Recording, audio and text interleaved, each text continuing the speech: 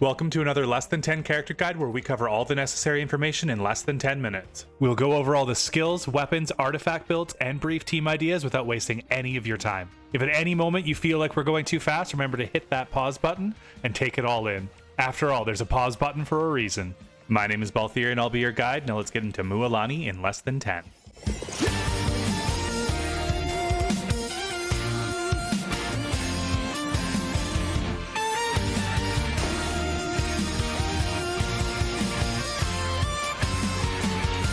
Starting with Mualani's Ascension stat, she'll be getting crit rate as she levels up, reaching a total of 19.2% crit rate at level 90. Next up, Mualani's normal attacks. Mualani's normal attacks are the standard 3-attack combo of Catalyst users, dealing hydro damage, and her charge attack deals AoE hydro damage.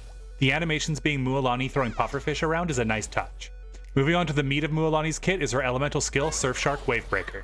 When Mualani activates Surfshark Wavebreaker, Mualani will enter the Night Soul's Blessing state, gaining 60 Night Soul points. When these points are depleted, the state will end. In this state, Mualani will surf on her Sharky surfboard, consuming Night Soul points and increasing her movement speed and resistance to interruption. While in this state, Mualani can also move on water and liquid phlogiston safely.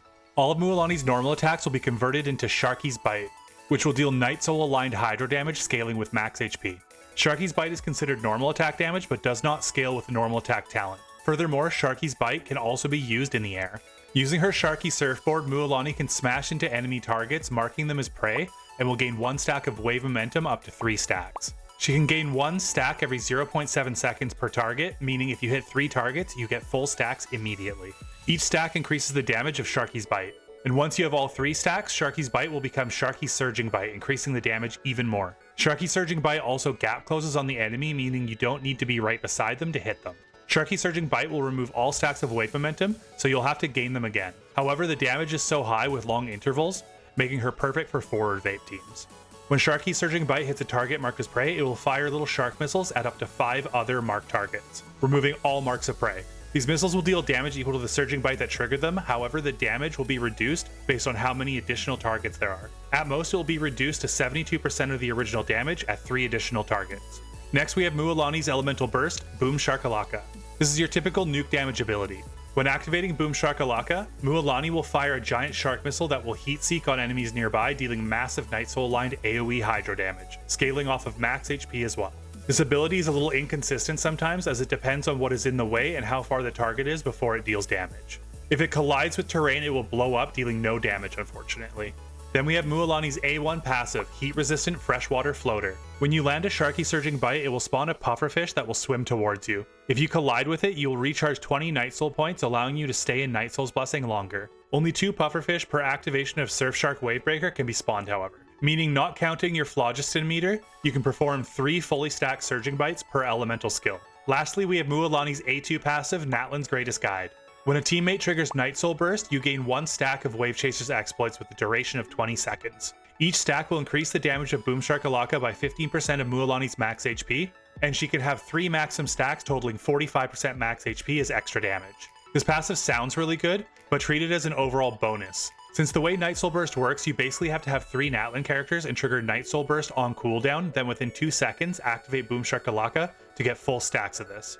But since you'll be swapping lots with Mualani teams and triggering Night Soul Burst passively, it's a nice free boost in damage. Additionally, when moving on water inside Natlan, Mualani's Night Soul points drain 75% slower and 35% slower on water outside of Natlan.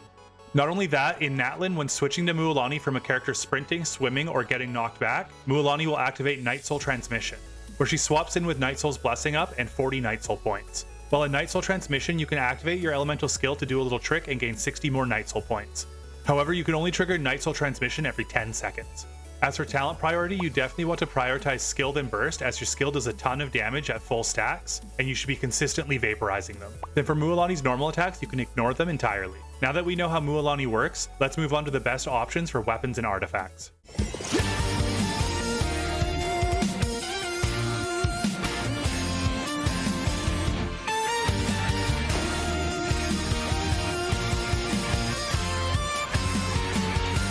We're going to start off with weapons, then move into artifact stats and builds. Starting with Mualani's signature weapon, Surf's Up. Surf's Up, just like all signature weapons, is tailor-made for Mualani and her vape teams. It gives a massive 88.2% crit damage at level 90, and its effect not only increases our HP by 20%, but once every 15 seconds for 14 seconds after activating elemental skill, you'll gain 4 stacks, each of these stacks increasing our normal attack damage by 12% for a total of 48%. You'll lose 1 stack every 1.5 seconds when we normal attack, however you'll gain a stack whenever you trigger Vaporize, which with Mualani will be all the time, meaning you'll always refund the stack, staying at 4 stacks. If you don't have the opportunity for Surf's Up, maybe some of these 5-star alternatives will be an option. Tome of Eternal Flow. This weapon is almost as good as Surf's Up stat-wise, with 88.2% crit damage and 16% HP. However, the passive is useless since we don't charge attack, so it's only really good as a stat stick for Mualani. Then we have 1,000 Floating Dreams. This weapon is a sleeper pick since it doesn't offer HP percent, you might not consider it. But the 265 Elemental Mastery, as well as the passive effect increasing elemental damage and elemental mastery depending on your team's elements,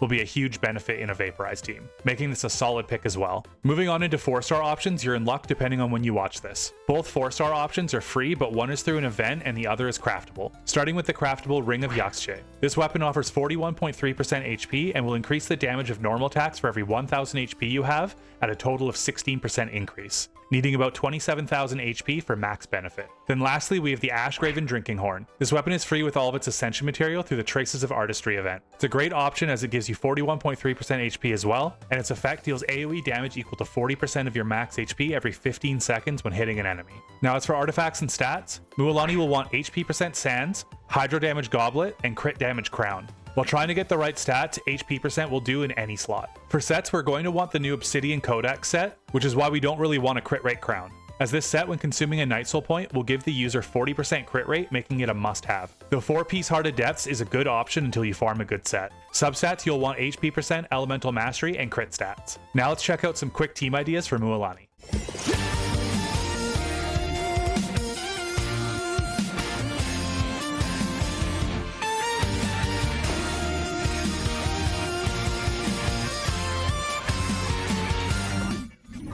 Mualani is sort of forced into one type of team to bring out her full potential, that being Vaporize. That's not to say she's entirely out of other options, but her other options do limit her potential slightly. So starting with Vaporize, you're going to want Xiangling here 100%. Just build a lot of energy recharge on Xiangling unless you bring an additional Pyro. For other teammates, you'll most likely want to bring 2 Dendro, one being your sustain and the other being a strong applicator. Characters like Baiju and Nahida are perfect. However, if you don't have either of those characters, Yao Yao and Dendro Traveler work as well. If you decide to bring an additional Pyro character, you'll want to go with Toma or Dia, but you will want to make sure your Dendro character can still apply quite a bit of Dendro off-field. The reason for this is when targets are burning, it's much easier to make sure Mualani is the one triggering Vaporize, meaning maximum damage potential. If Vaporize isn't your style, you can also go with Mono Hydro. In Mono Hydro, you're going to want either Farina or Kazuha, preferably both, as both these characters can massively improve the elemental damage of a team, while Kazuha can also shred the resistance. Kokomi is a good option for a healer to bring out Farina's buff's full potential. You could swap out Kokomi for Jean as well for strong heals. If you need a replacement for Farina, you can get away with Xingqiu or Yelan. Their elemental bursts won't trigger very often, however they do still trigger. For a Kazuha replacement, you can go Sucrose for similar results. Overall, this is a very expensive team as most of the best characters for this team are 5 stars. Lastly, if you're feeling adventurous, you can try out Hyperbloom. With Hyperbloom Mualani teams, you'll want Kuki Shinobu as the Hyperbloom trigger as usual. You'll then want a solid Hydro off-field applicator.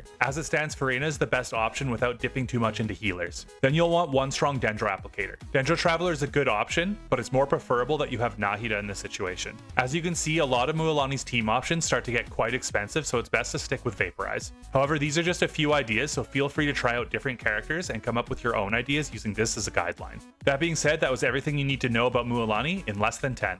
If this guide helped you out in any way, please make sure to hit that like button and vaporize the subscribe button. And if Vaporize Mualani piqued your interest, click on the top left video for an in-depth showcase in less than 10. And since Nahida is so important for Mualani teams, click the top right video for a less than 10 character guide featuring Nahida. Other than that, I hope you have a wonderful day. Until next time.